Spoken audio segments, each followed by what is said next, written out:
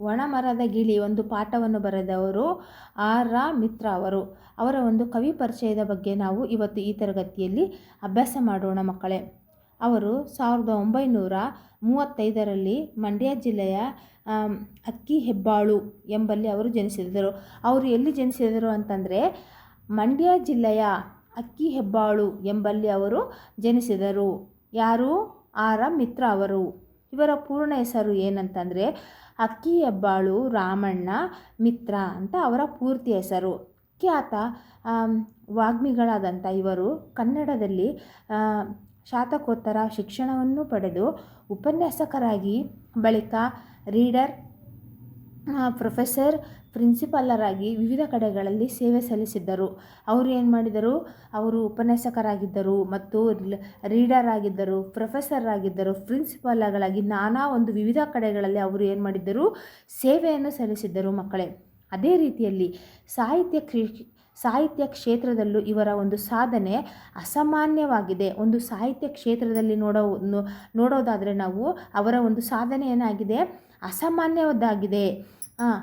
ಆರತಕ್ಷತೆ ಮತ್ತು ಇತರ ಪ್ರಬಂಧಗಳು ನಾನೇಕೆ ಕೊರೆಯುತ್ತೇನೆ ಅಂತಂದರೆ ಅವರು ಆರ್ತಕ್ಷತೆ ಆಗಿರ್ಬೋದು ಮತ್ತು ಇತರ ಪ್ರಬಂಧಗಳಾಗಿರ್ಬೋದು. ನಾನೇಕೆ ಕೊರೆಯುತ್ತೇನೆ ಮತ್ತು ಇತರ ಪ್ರಬಂಧಗಳು, ಚಂದೋಮಿತ್ರ, ಕನ್ನಡ ಮೇಘದೂತ, ಮಹಾಭಾರತ, ಪಾತ್ರ ಸಂಗತಿಗಳು ಮತ್ತು ವಚನಕಾರರು ಮತ್ತು ಶಬ್ದಕಲ್ಪ, ಒಳನೋಟಗಳು, ಕವಿಗಳ ಒಂದು ಬೆನ್ನೇರಿ, ಕೈಲಾಸಂ, ಬದುಕು ಬರಹ ಇತ್ಯಾದಿ ಒಂದು ಕೃತಿಗಳನ್ನು ಅವರು ಏನು ಮಾಡಿದ್ದಾರೆ?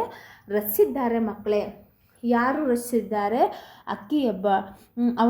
ಅಕ್ಕಿಹೆಬ್ಬಾಳು ರಾಮಣ್ಣ ಮಿತ್ರ ಅವರು ಏನು ಮಾಡಿದ್ದಾರೆ? ಅನೇಕ ಒಂದು ಕೃತಿಗಳನ್ನು ಸಹ ಅವರು ರಚಿಸಿದ್ದಾರೆ ಮಕ್ಕಳೇ. ಇವರಿಗೆ ನವರತ್ನರಾಮ್ ಪ್ರಶಸ್ತಿ, ಇವರಿಗೇನಾಗಿದೆ? ನವರತ್ನರಾಮ್ ಪ್ರಶಸ್ತಿ ಬಂತು, ವರ್ಧಮಾನ ಪ್ರಶಸ್ತಿ ಬಂದಿದೆ, ಕಾವ್ಯಾನಂದ ಪುರಸ್ಕಾರ ಮತ್ತು ಗೋರೂರು ಸಾಹಿತ್ಯ ಪ್ರಶಸ್ತಿ ಮತ್ತು ಧರ್ಮಶ್ರೀ ನಾಗರಾಜ್ ಪ್ರಶಸ್ತಿಗಳು ಸಂದಿಸಿವೆ. ಅಂತ ಅಂದರೆ ಅವರಿಗೆ ಅನೇಕ ಒಂದು ಪ್ರಶಸ್ತಿಗಳ ಸುರಿಮಳೆಯೇ ಅವರಿಗೆ ಬಂದಿದೆ ಮಕ್ಕಳೇ. ಪ್ರಕೃತ ಪಾಠವನ್ನು ನಾವು ಇವರ ಒಂದು ಮಹಾಭಾರತ ವ್ಯಾಸ ಪಾತ್ರ ಸಂಗತಿಗಳು ಒಂದು ಪುಸ್ತಕದಿಂದ ನಾವು ಏನು ಮಾಡ್ಕೊಂಡಿದ್ದೀವಿ? ಆರಿಸಲಾಗಿದೆ ಮಕ್ಕಳೇ. ಮಹಾಭಾರತದ ಪಾತ್ರ ಸಂಗತಿಗಳು ಒಂದು ಪುಸ್ತಕದಿಂದ ಆರಿಸಲಾಗಿದೆ.